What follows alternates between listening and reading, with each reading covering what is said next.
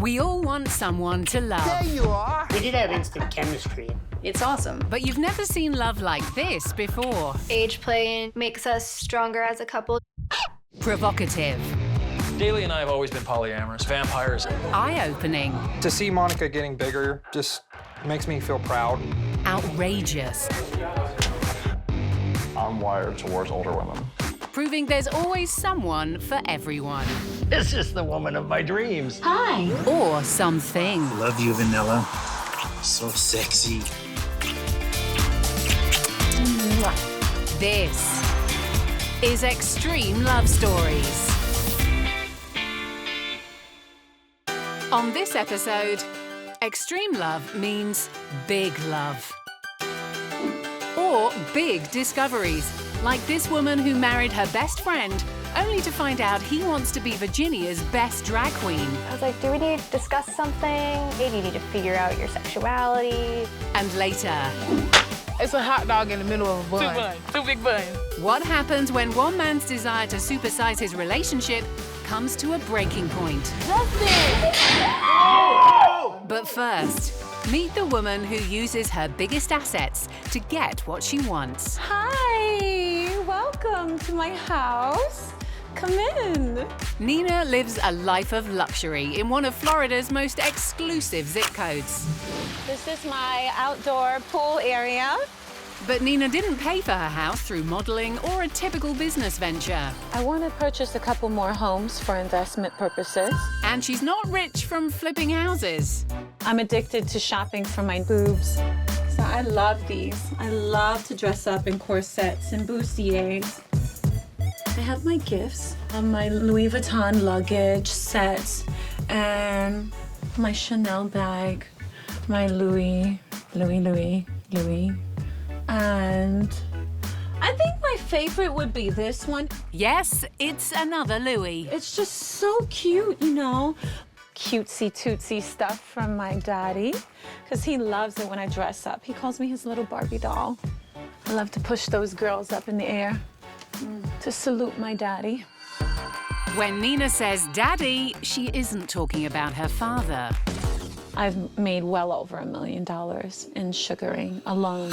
In fact, Nina is $1 million sugar baby. The best part about being a sugar baby is being cared for by someone who finds you worthy of investing in. Currently, he doesn't really pay me. It's basically gifts. He provides for my lifestyle. My car, my home is about $10,000 a month. As one of the world's most successful sugar babies, for over 10 years, Nina has been lavished with cash and expensive gifts by rich men. And looking good for her current daddy is a top priority for Nina. It's important to stay in shape, stay young forever, and to please my sugar daddies. Aesthetically. As well as daily gym sessions, there are a couple of other ways that Nina pleases her daddy aesthetically. I just got my boobs done, and I basically tripled my size from before. They bounced a lot. You can feel the weight of the boobs. I think they're like 8 pounds. They're 4 pounds each. And I love boobs. I love big boobs. I think they're just the greatest thing on the planet. So I decided, hey, it was a good time to go big, you know, go big or go home. So I did it. But being a sugar baby is more than just hitting the gym. There are rules. Hi. Being a sugar baby, you have to sacrifice your personal needs because your daddy expects you to travel with him, especially if you get a successful sugar daddy. You have to have everything managed, you know, time management, stress management. It's very complicated. So going shopping relieves a lot of that stress, a lot of that anxiety. I feel liberated. So stress management, sacrifice, and shopping are big parts of sugaring for Nina. But has she broken the golden rule of being a sugar baby? I fell in love with my sugar daddy. Falling in love with a rich older man who lives on the other side of the country is a complicated affair. He spent most of his life building his businesses and becoming successful. He is sophisticated, he's intelligent, He knows how to conduct himself in a relationship. He knows how to make a woman happy. Nina's hoping that her daddy wants to put a ring on it. And to pave the way, she stopped seeing other clients. I've had quite a few daddies contact me, you know, all over, and they're like, I wish you were available because I would love to spoil you. And it's like, I am already spoiled. You know, I have everything I need. And even though he hasn't proposed yet, Nina trusts him. He had already invested about $30,000 in me before we even had sex. But by falling in love with a daddy who doesn't want to go public, Nina isn't just risking her own lifestyle, but also that of her 4 kids from a past relationship. Pick out a color. All right. How about those 2 colors? You can put this as a base and then put that as the top coat. Nina's kids have met her daddy, and they've even nicknamed him Santa. He's very sweet. He makes her happy because, like, if she's having trouble with money, he'll go and help. And, like, he takes her on boats and pretty places, and that's really nice. And Mom promised that the day where he's gonna take her out again, she's going to take us. I love that dark blue color. With her own future looking uncertain, how will Nina react when her young daughter reveals she also wants to be a sugar baby? I want a man that pays for everything. That's a gentleman thing to do. Her daughter might see sugar daddies as gentlemanly, but with no signs of a proposal, is Nina risking too much for that diamond ring? No diamonds, but plenty of rhinestones in Virginia, where drag diva Jeremiah is gearing up for a big show. My stage name is Jay Ruger. My closet easily has over $5,000 in costumes in it. This one's new, so I haven't worn this one at Zen yet, so I will wear this one. It's really shiny and pretty. This is one of my belly dance pants from Jingle Jangles. Jewelry and feathers. I'll grab these 2. This is a full leather formal suit that I made. Little skeleton hands around the bow tie. My current illusion that I do mostly is a man impersonating a woman who is impersonating a man. What I love most about drag is the performance aspect of it. I love getting on stage and interacting with crowds. I get all kinds of reactions everywhere I go. Usually it's a positive reaction. I don't really have most people react negatively to my look because I think it's pretty extreme. So most people who don't like it, they're going to just give me funny looks and not really say anything. Jeremiah's drag routine is packed with sequins, death drops, and thrusting. Something his partner loves to watch from the front row. But Jeremiah's not with that guy. He's married to this woman. And she didn't find out he was into drag until after they got hitched. At first, I was a little weirded out. Are you feeling gay? Do you need to figure out your sexuality? But Jeremiah's not gay. He revealed to his wife that he has one of the rarest sexual persuasions going. Being asexual is definitely a unique experience. So I was like, do we need to discuss something? Can Megan handle Jeremiah's growing kink? And speaking of growing, in South Carolina, one man loves his women big, beautiful, and growing bigger every day. Justin, also known as Jar, has never had a girlfriend who's smaller than him. I've always been into bigger women from the time that, you know, my hormones or whatever started kicking in. You know, I started getting interested in females. I always got bottom heavy plus size women, you got top heavy plus size women, you got proportionate all over plus size women. I probably wouldn't date like a Halle Berry or Beyonce type chick, you know. So Beyonce and Halle Berry aren't welcome in Justin's bed, but his girlfriend Lou ticks his boxes in a really big way. The couple recently welcomed baby Gianni, but she's not the only addition to the family. I tried monogamy for a while. It didn't really go so well for me because I like to, you know, I'm a flirty type of guy. So I met Shane and Lou on a social media site. I love his personality, the way he looks, of course. Of course, you say that. The way he treats me. Justin's now in a polyamorous relationship with both Lou and Shan. I wasn't with the whole polyamorous stuff, but then after me and Lou met, it just made it even better. When I first met Shan, I instantly felt like a connection. Having been poly together for just under a year now, they're used to a fuller house. What makes this relationship work for me, I would say a lot of communication. Get deep on them, babe. Get deep on them, babe. Like, go ahead. Because if it's like two people talking or, you know, it will always be a problem because no communication with all three of you guys. The rules of the relationship are basically, you know, like I said, don't hide anything, you know, always be upfront. And our relationship is just strictly one male and females. Most people got the misconception that in this type of relationship, the women are submissive. That's a lie. They are not. What annoys you two about John? I don't know. Boy! I can answer that. I can answer that. Waiting on this question. Y'all got his clothes. Man, I take the book out. He Man. gonna wash dishes. He gonna cook dinner. Justin is a mess, okay? A whole mess. Y'all can see. Throw it off of Justin Whole mess out here in these streets. Justin is a lot to take in, but I'm a lot to take in, so it's okay. Justin, an overall person, it's always fun. Everybody laughing. Even if you're trying to be mad, you still gonna laugh. It's a good job for Justin that the women find him so entertaining. They spend a lot of time in his company. We do everything together, basically. No personal space. That's what I love about y'all. I'm comfortable enough to be on the toilet, and y'all come in, and I'm on the toilet. You know what I'm saying? Personal space in the bathroom is one thing, but how does it work in the bedroom? As far as our sexual life, I mean, Shannon's also my girlfriend. You know, I like females, so, you know, sometimes we have sex together. Sometimes me and Justin will go off, or Shannon and Justin will go off. However we feel. A lot of the times, it's all three of us. Yeah, a lot of the times it's just all three of us, but it's just however that person feels at that moment. We all share the same bed. Justin sleeps in the middle. We sleep in the end, so it's like, what is it, Lou? A sandwich. What? It's a hot dog in the middle of a bun. Two big buns. So, Lou and Shan enjoy sex with each other as well as their man. And while 3 in a bed might be a squeeze for this trio, for Justin, it's a supersized order he prefers. I enjoy getting squashed.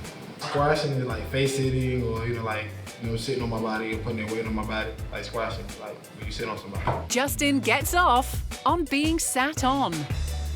Yeah, I lay like this down, I lay down by the booty. And far from being satisfied with Lou and Shan's current size, he's even become their feeder, meaning he helps them to gain weight. You got your wings, babe. That's how you know you're fat when you got your wings, babe. Let me see, Lou, you got your wings. Here you do. Don't try to tense it up. Don't try to make them muscle. The bigger they get, the less Justin can keep his hands off them. I'm just an encourager, just probably like a coach. Almost. I want them to get bigger, but I don't want them to get bigger at the risk of their health. It's all about building up, taking your time, being patient. All of this is for you. And Lou. It just was something new, and it was very taboo to me, so I had to really do my research. I'm okay with getting bigger because I know that he'll take care of me. I'm always open to, you know, meeting new people. If I'm interested in a woman and I think it's gonna go far, then, you know, I'll bring it up. But will Justin get a grilling when he reveals he wants to order up an extra serving and add a 4th person to the relationship? 3 is enough. We good. Not all drag artists have their wives sitting in the front row, but Jeremiah and Megan have a very unique bond. When I started doing drag, Megan wasn't the most excited for it. She's come around after a few years. I love that Jay does these crazy death drops. I think they're amazing, they're impressive. Back home, it's clear there are a few benefits to dating a drag artist. Whether I have wanted him to or not, he has taught me a lot about makeup. It looks like a giant version of my highlighting brush. No, you're right? Megan knew Jeremiah before he'd even picked up a contouring brush. So we first started dating in our freshman year of college. We went to a few parties, and then we started dating her after that. Got to know each other a little bit before we started dating. This is our wedding photo. We got married on his parents' property. It stormed that day. But not long after Jeremiah proposed, he had another big surprise for Megan. He mentioned that he was asexual very early on into us being engaged. At first, I was a little weirded out. So I was like, do we need to discuss something? Like, are you feeling gay? Do you need to figure out your sexuality? I love Jay so much, I didn't want him to be with me just because he had proposed to me, so if he had any kind of doubts about things, I wanted him to work it out. She was very hesitant. Being asexual for Jeremiah means he doesn't experience the same sex drive as most adults. I can go days without thinking about sex at all entirely. It's not like a main focus of my life or anything. It's very commonly misunderstood, where a lot of people think that there's only one type of asexual, and that's people who completely abstain from sex, and it's not an abstinence thing to start with, that it's not like asexual people are chaste, you know, it's not like they're like actively avoiding sex. Despite her initial reservations, Megan's now completely accepting of Jeremiah's sexuality, and it was his involvement in drag that helped open her eyes. I have been able to find out a lot about ourselves in the LGBTQ community and what it has to offer and how we both fit into it because of him being involved in drag. I'm every bit as a part of the community as he is, and that's really cool. It's something that we've been able to do together. There are many subcategories of asexuality, and for Jeremiah and Megan, sex might be rare, but it's not totally off the table. However, they've built a relationship based on more than lust. We prioritize each other's needs differently than I think a lot of other couples, even though this feels very natural to us. The things that we've learned together it's kind of been a realization that we're different from others, because this just feels natural and normal to us. Yeah, no, we're weird. Yeah, yeah. And we're okay with it. Yeah, it's fine. They're even planning to add to their family. We definitely see children in the future, but like maybe like 5 or 6 years down the road in the future, not like next year future. We love each other completely and totally and absolutely. Yeah, like both platonically and non-platonically. Yeah, yeah. I can't imagine not being with him. Oh, I like you too. Yeah, and we're best friends. One partner might be enough for Megan, but feeder Justin isn't a one-woman man. For the last year, he's been in a polyamorous relationship with Lou and Shan, who indulge his feeder fetish. Plus, our women are kind of like diamonds, you know, every diamond is not cut the same. And even though he's got 2 big, beautiful girlfriends, Justin wants an extra portion. My limit is not 2. I just try to make sure there's no stone unturned. Justin's a regular on supersized BBW online groups, and he struck up a romance with a new lady, but needs to play by the rules and let Lou and Shan know his intentions. If I'm interested in a woman and I think it's gonna go far, then, you know, I'll bring it up. The risk with bringing someone else into our relationship would be, I don't want my daughter, you know, seeing so many faces and growing up to, oh, this person is here, now this person is gone. It's time for Justin to come clean. Me and Victoria met on social media, and we just, you know, started clicking. So, how serious are you about Victoria? But I guess, you know, it's all about, you know, just, you know, I can think it's just about playing it by ear, you know, seeing how it goes instead of overthinking it, but you. How does she feel about the feederism? Like, I understand she might be down with it. Yeah, I feel like for the most part, she got the basics down. I feel like we got the basics too, and it's all right. And I feel like, you know, I don't know. I feel like, you feel like what? I don't know. I just feel like, you know, there really ain't too much to talk about. Me and Victoria talked for a while online. We decided, you know, to meet up, chill, hang out, and see how we clicked in person. So, Justin's steaming ahead with Victoria despite what Lou and Shan think. We're not 100% sure yet. While Ja's on his date with Victoria, I really hope he's basically just making it known. We're taking our time. Before she gets to meet the girls, Justin's taking Victoria out on their first official date, and he's confident she's the right fit for him. Our size, you know what I'm saying, of course. And I know I like that she's really family-oriented. Although they've been chatting online for months, Justin's hoping the way to her heart is through her stomach. So he's pulling out all the stops. So you want ranch, ketchup, and honey mustard? And I would also like to get the eggplant parmesan with the side spaghetti and fried squash. Fried squash, you say? Fried Oreos, I want to try them. Now give me an apple pie. Yes. And I messed up. Now, I'll flush that in one setting. Oh, yeah. This is going to be an expensive date. New beginnings? Yes.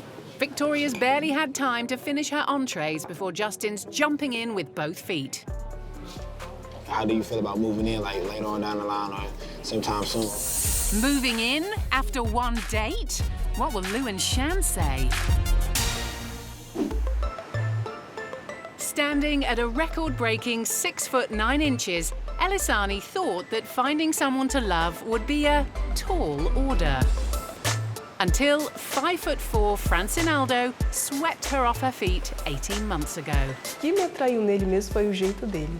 O jeito que ele age com as pessoas e que ele age comigo. É uma pessoa bonita, é uma pessoa alta, mas é bonita. Ela tem um rosto lindo. There's a 1.5 foot difference between them, but the couple aren't letting a difference in height make a difference to their relationship. Eu não me importo não, porque eu tenho uma namorada mais alta do que eu. Eu me sinto uma pessoa solta, liberta. Eu não ligo não o que as pessoas falam de mim, não. Out and about, this couple definitely attract attention. A única coisa que interfere mesmo é quando a gente passeia. De mão dada, parece assim, que ele é meu irmão, eu sou a mãe dele, ou eu sou a mãe, ele é o filho. Parece, mas não foi eu que escolhi, foi Deus. As a child, Elisani suffered from growing pains, but doctors couldn't find any underlying medical condition. And as an adult, she's decided to turn her height to her advantage. Desde que a gente fez a primeira viagem, que foi em agências aqui no Brasil, bateram a porta na minha cara, falaram que a altura não era adequada para aquilo que eu estava precisando. Então eu desisti, mas depois eu começava a sonhar de novo. With dreams of traveling the world as a model, Elisani isn't in a rush to put down roots with Francinaldo. Eu falei para ele muitas vezes, tu nunca me pede casamento. A minha resposta vai ser não. But Francinaldo has other ideas. E eu sempre achei ela bonita. Vou ter que ficar com essa menina.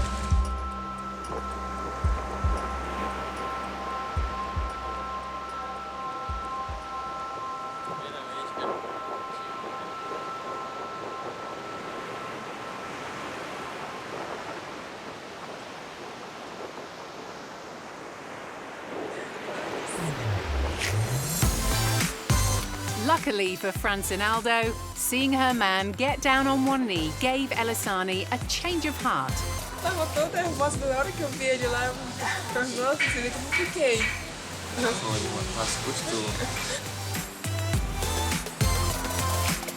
But this couple need to get one more person's approval, the mother-in-law. Eu não sei nem como foi para acontecer isso nesse pedido de casamento. Isso foi uma surpresa, ninguém estava esperando, né? Apesar de tudo, ela é uma menina muito nova ainda, tem muitas coisas pela frente. Ela que às vezes já é um pouquinho enjoada com ele, mas ele não, sabe? But in spite of her reservations, Elisani's mother will allow the wedding to go ahead. Até agora eu nunca vi nada de estar tratando mal ela. Ela está sendo uma ótima pessoa. Pensa como vai ser os preparos do casamento, a igreja, os padrinhos. For these lovebirds, the only way is up. Getting married is a big step, just like moving in together. But in South Carolina, Justin's thrown caution to the wind. How do you feel about moving in, like, later on down the line or sometime soon? He's invited a third supersized stunner, Victoria, to move in with him and his two sister wives. But Victoria's got a few questions before she agrees to anything. If I was to move in, how would the living arrangements would be as far as the sleeping? Yeah, the you sleeping. You sleep on the porch. That's a joke, all jokes aside. Of course, I want you to have your own room. We'll figure it out. We'll get used to it, You feel like, while you're doing this, you'll be equally attracted to all three of your girls? Of course. I feel like, this is what I tell people all the time, you know what I'm saying? Just because I'm the only guy, that don't make me the center of attention. That don't make me more important than you, or more important than Shane, or more important than Lou. You feel what I'm saying? We all equal in this. Doing his best to reassure Victoria about the poly side of the relationship is one thing, but Justin wants to make sure she understands the reason for his feeder fetish too. I use feederism as a way to show that I care and that I love my partner. Like, you know, taking care of them, waiting on them, hand and foot, you know. All we want is for you to keep it honest, just like right now. Honesty, respect, and loyalty. Right. She's clearly into Justin, but until now, there's one thing that's been off the menu for Victoria. I don't like the females. Me, Lou, and Shan, we all date each other, but they date each other too. We're not into girls, so I know that's out of that's out of question. So the only thing I would say that would be different is, you know, we rotate nights, but I would say that, you know, I sleep with them 2 nights in a row, and then, you know, with you, since it's 2 of them in one room. You know what I'm saying? Yeah. And that's it. That's the only thing different. I would say, you know, we rotate nights. That's it. But I don't want to rush you. It's not nothing that you have to rush and do. Yeah. I just want to know, like, about how do you feel about it, and like, how soon would you want to move in? Well, as far as me wanting to, yeah, I would love to. Okay. Move in. It seems like Justin's convinced Victoria that moving in would be a good idea. I'm a curious creature. So anything new, I always say I'm willing to try it. If it doesn't hurt me, doesn't kill me, why not try it? You only live your life once. But there's one last hurdle. Justin set up a meeting for Victoria with Lou and Shan. Very excited about going and meeting Shan and Lou and getting to know the things that's gonna happen as far as our future relationship. Victoria meeting the girls is crossing a big step to letting it be known that it's, you know, it's getting serious, you know, want her to become a potential girlfriend. I'm kind of nervous about that, so I guess I see how it goes. And he might have good reason to be anxious. Kind of worried about, like, jealousy. Worst case scenario is we get somebody in our relationship and the person is just not what they say they are. In a couple months, this is not what they expected, or this is not what they wanted. Not only are we letting her in our life, we're letting her in the baby's life. Will they be able to keep their cool when they meet Victoria? After his date, Justin needs to butter up his girlfriends Lou and Shan. So he's headed straight to the kitchen. I like to make it like a real milkshake. And you can crush up candy and put in it like, you know, Butterfingers or Reese's or whatever. Today, he's mixing up something extra special. You know, just take a couple of scoops, use the weight gainers. Easier to drink the calories than to eat the calories. His weight gain milkshakes bring both the girls to the breakfast bar. With the little foam on the top, look at it. Sadly for Justin, they don't look swayed by this treat. You're just so wasteful. You're just so wasteful. And now... In Florida, sugar baby Nina has made over $1 million from her lifestyle. Just because a woman has big boobs and, you know, is a walking, talking doll goddess, don't judge her. I sleep in a king-size bed. I live in a $500,000 home. You know, I drive luxury vehicles. My bills are paid on time. I don't worry about what people say, really. They don't pay my bills. As long as she's got her daddy on side, Nina doesn't have to worry about anything, including her children's futures. No, my children are happy. They're well provided for. Their college is already paid for. They can choose wherever they want to go. But her youngest daughter, Juliana, already knows what she wants to do. I want a man that pays for everything, because then I don't gotta worry, and that's a gentleman thing to do. So what does Nina think about her little girl becoming a sugar baby? If my children came to me and decided that they wanted to be a sugar baby or pursue that lifestyle, then I would provide guidance as much as I can, and I would support their decision. There are a lot of broken families nowadays that could benefit from a mom being available to raise up their children. If back in time, if I had the opportunity to vote for women's rights, I'm sorry, I know I'm gonna get bashed for this, but I would have rather stay at home. I would have rather stay at home. Old-fashioned girl Nina might be confident that she'll marry her sugar daddy, But should she be so sure that her future is secure if her man isn't even willing to proclaim his love on camera? My sugar daddy, my current sugar daddy, which is now my boyfriend, he is a professional businessman. He works with international relations in the United Arab Emirates, as well as Russia, which is probably why it's best that he doesn't make himself public at the moment. It's not just Nina who's desperate for wedding bells. I'm wishing, I know we live in a big, beautiful home, but what I'm wishing is that we live in a big, beautiful home. Mom's a top sugar baby, and for her to marry her sugar daddy, that would be great. While Nina and her daughter wish for that rock from Daddy, she has no regrets over her unconventional lifestyle choice. I don't want to be normal. I don't want to be basic. No, I don't want to fit in. I want to stand out. I don't even think I'm human. I believe that I'm part alien. I'm Venetian. And I believe that I came to this earth to do incredible things. And I just couldn't live a basic lifestyle. While Nina waits for her Mr. Big to pop the question, in South Carolina, polyamorous feeder Justin's already asked a big question of his new girlfriend, Victoria. How do you feel about moving in, later on down the line or sometime soon? But she needs the approval of his long-term girlfriends, Lou and Shan, before she can move in, something that's not easily won. When it comes to adding another woman in a relationship, I know Justin, is all up for it. Justin's arranged for the trio to meet up and discuss the potential new addition. Don't be mean, Shan. Your vibe. Huh? Hey, y'all.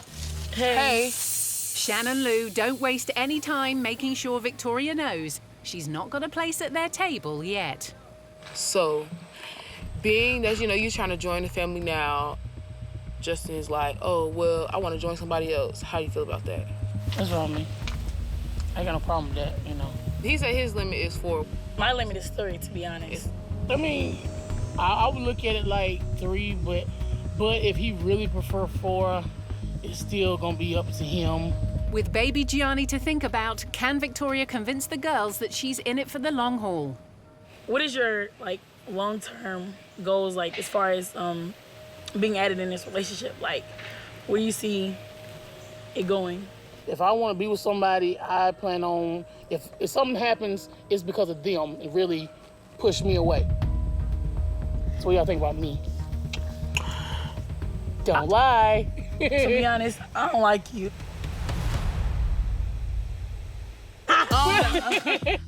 Having quizzed her over her long-term plans, the girls want to know how Victoria feels about the other aspects of their relationship. When Justin, first approached you about the whole feederism, polyamorous thing, how'd you feel about that?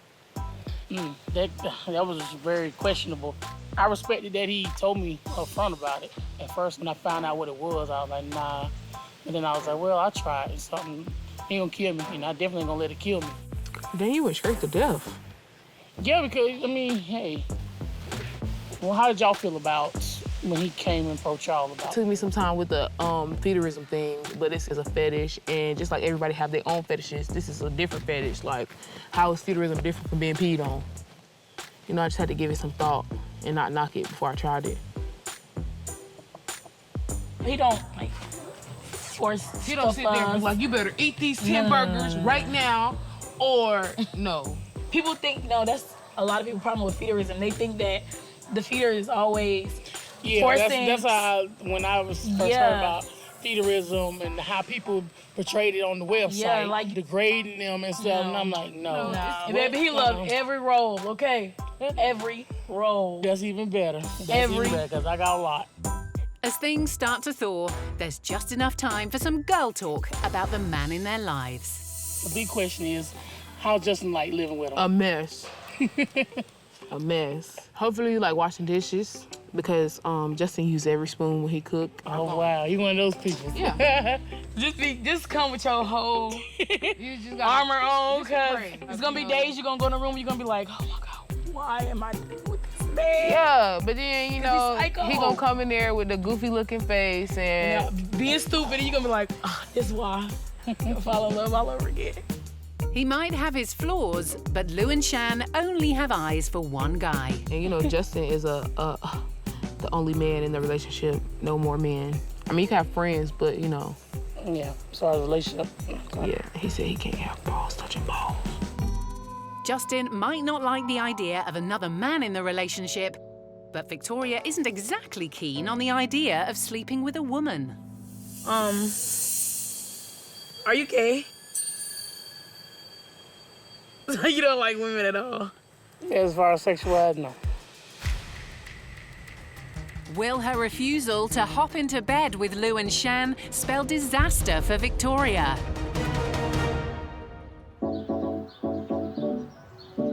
Now that Shan and Lou have sized up the woman their boyfriend Justin wants to move in with them, it's time to make a decision.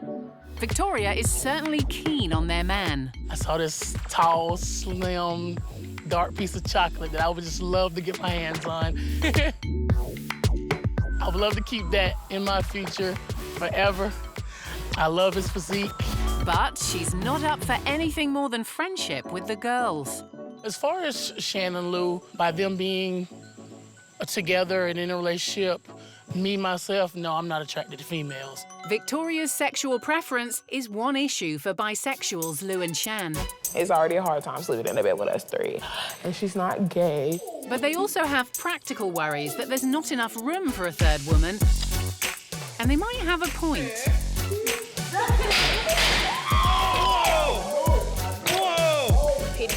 Looks like they're all sleeping on the floor tonight. But do the girls want Victoria to join them? How do you feel about Victoria moving in? We have to split everything, you know, differently. We usually do like the cleaning. So it'll be, you know what I'm saying, we adding somebody else in. So our chores would be a little, you know. More scattered? Yeah. Her just coming in solely based on like, oh, I'm only trying to deal with Justin, period. Not saying like sexually, just like, period. Like, oh, I don't want to talk to y'all. We're not finna go hang out. We're not finna do none of that. Right. Just because it's my boyfriend, that's it. Right. And then I feel like as far as the sleeping arrangements go, that like, I hope she's not too uncomfortable with us getting 2 nights and her getting 1, because it's 2 of us. It's only 1 of her. So, you know, I hope she would be okay with that, because it's kind of a ground rule. I mean, it's not a ground rule. I just feel like it's only fair. No, that's gonna stay. But it's only fair, period. It's a ground rule. For Feeder Justin, a third girlfriend would be a dream come true. But he's not going to pressure Lou and Shan. I'm not gonna let one person destroy a relationship with 2 people. I'm not gonna force them to be with that person. As Victoria's future hangs in the balance, the threesome sit down to make a final decision.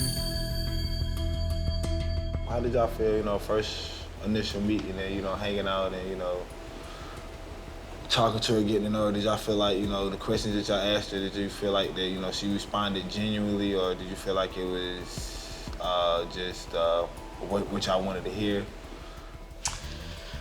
I mean, I feel like I've stressed my issues about the whole situation. I just feel like I don't want nobody to come and then Jayani get attached and then this person gone. From you hanging out with her, whatever, do you feel like she's in it for the long run? You know, I put a lot of emphasis on that, you know, the girls are really strict about, you know, people coming in and out or not being serious about it, you know what I'm saying? We're both of y'all together pretty good at knowing whether somebody's genuine or not. I think we all have, you know, came to a decision. It's time to let Victoria know if she's done enough to convince the girls to make room for her. I was talking to the girls, you know, we all sat down, you know, we had a conversation, you know, we asked each other, you know, how did, you know, the dates go, you know, how did they feel about, you know, the questions that they asked you on the date and stuff like that. We all came to the decision as a whole, you know, that we would like to invite you into the family if you would have us. Did you hear me? Hold on, I'm gonna let you talk to Sam. Hello? Victoria? Yes. So, what do you think? I'm excited. I'm hoping that we all get along and build together. Alrighty then. We'll see you when you get here. Okay, that sounds good. We all like Victoria. Ain't nobody sees no problems with her. She's genuine, that she could be a perfect fit for our family. The girls have decided to give Victoria a chance, and she's not wasting any time when it comes to moving in. Hey! Man, what? I really think I picked a great guy to be with, and I enjoyed it. And in true feeder fashion, Justin's ordered a feast to celebrate his big, happy family. I would just like to make a toast to a happy, successful home and family. Hear, hear. Hear, hear. Hear, hear. I'm looking forward to a loving home, wonderful people. I feel like we best friends. I feel like we family. I feel like when you normally hear a person talking about what type of relationship they want, I want a friend, I want a lover, I want a partner, I want somebody I can joke with. That's basically what this is. This times 3.